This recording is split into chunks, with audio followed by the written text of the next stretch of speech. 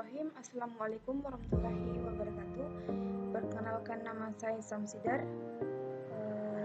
dari kelompok 5. Di sini saya akan membahas tentang materi development.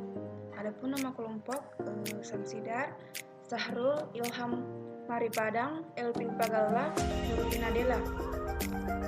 Nah, pengertian development adalah sebuah proses pembangunan dan pemeliharaan situs web. Proses ini bertujuan untuk membuat situs web yang tampak apik dan dapat bekerja dengan cepat. Dalam pengertian yang lebih luas, development mencakup semua tindakan dan pembaruan untuk memastikan kinerja situs sesuai dengan kebutuhan pengguna kecepatan yang optimal. Nah, adapun materi yang akan dibahas ada 3, yaitu HTML dan CSS, kedua database, yang terakhir itu responsive design. Nah, bagian A, HTML merupakan protokol yang digunakan untuk mentransfer data untuk dokumen dari web server ke browser. HTML juga dapat memungkinkan user untuk menjelajahi internet dan melihat halaman web. HTML juga memiliki struktur elemen, ada 3, yaitu elemen document, kedua elemen HTML, ketiga elemen head. Adapun kelebihan HTML ada 6, yaitu memiliki banyak sumber, kedua bahasa programan dijalankan di semua web server, ketiga dapat dipelajari dengan mudah, keempat bahasa programan memiliki struktur yang rapi, kelima bahasa programan open source itu gratis, keenam mudah diintegrasikan dengan bahasa back-end. Selanjutnya akan dibahas oleh teman saya. Assalamualaikum warahmatullahi wabarakatuh. Perkenalkan, nama saya Elvin Pagalla. Saya akan melanjutkan materi dari yang dibawakan oleh teman saya tadi. Kekurangan HTML. Yang pertama, pengguna HTML murni hanya dapat diimplementasikan untuk halaman web statis. Bahasa pemrograman ini tidak mendukung user untuk menjalan logis, sehingga semua halaman yang dibuat harus dibuat secara terpisah walau menggunakan elemen yang sama. 3. Terdapat beberapa fitur baru yang terkadang tidak dapat digunakan pada browser. Yang keempat, perilaku browser yang tidak diprediksi membuat proses render tak terkendala. B. CSS Cascading Style Sheets. CSS adalah gaya yang digunakan untuk mengatur tampilan dari web halaman web. Dengan menggunakan CSS maka menghasilkan tampilan web yang indah dan menarik. Bahasa pemrograman ini lebih mudah dan ringkas dari menggunakan atribut di tiap tag HTML. CSS juga disusun dengan struktur tertentu, antara lain 1.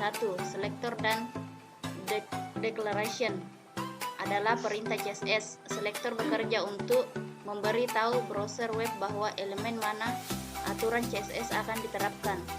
Selector dapat berupa nama tag atau selector ID. Declaration merupakan aturan CSS. Selanjutnya akan dibahas teman kelompok yang berikutnya. Kelebihan CSS. 1. Memisahkan desain dengan konten halaman web. 2. Mengatur desain seefisien mungkin. Dan yang ketiga, jika kita ingin mengubah suatu tema halaman web. Dan 4. Menghadirkan sesuatu yang tidak dapat dilakukan oleh HTML. 5. Lebih mudah di-download karena lebih ringan ukuran filenya. 6. Satu CSS dapat digunakan banyak halaman web. Adapun kekurangan CSS. Pertama, tampilan pada browser berbeda-beda. 2. Kadang juga terdapat browser yang tidak support CSS. Ketiga, harus tahu cara menggunakannya. 4. Dibutuhkan waktu lebih lama dalam membuatnya. 5. Sering terjadi bug atau error pada dalam CSS. Yang selanjutnya.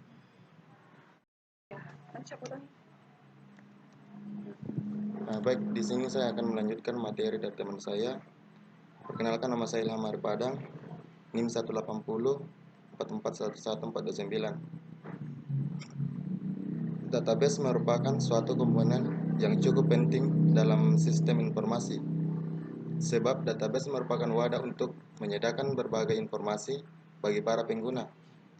Oleh karena itu, para pengembang web diharapkan mampu merancang database demikian rupa sehingga pembuatan program dapat berjalan dengan lebih cepat dan mudah. Bismillahirrahmanirrahim. Di sini saya akan melanjutkan materi selanjutnya, yaitu fungsi dan manfaat database. Yang pertama, fungsi database berfungsi untuk mengkelompokkan data dan informasi, mencegah terjadinya duplikat data, mempermudah proses penyimpanan, mencegah kualitas data dan informasi yang akan diakses, serta membantu meningkatkan kinerja aplikasi. Yang kedua, manfaat database sebagai berikut. Integritas, data terjaga, tidak ada redundansi data. Redundansi adalah munculnya banyak data dalam file yang berbeda, menjaga independensi data, memelihara keamanan data, dan memudahkan akses data yang baik. Selanjutnya tipe-tipe database. Berikut ini tipe-tipe database, yaitu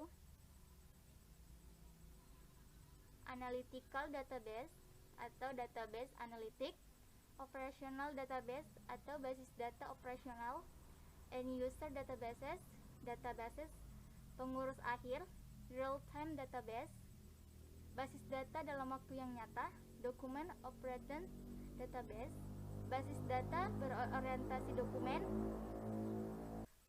Selanjutnya, jenis perangkat lunak yang digunakan. Berikut perangkat lunak database yang digunakan dalam pemrograman. Yang pertama, Microsoft Access. Yang kedua, MySQL Server. Yang ketiga, MySQL.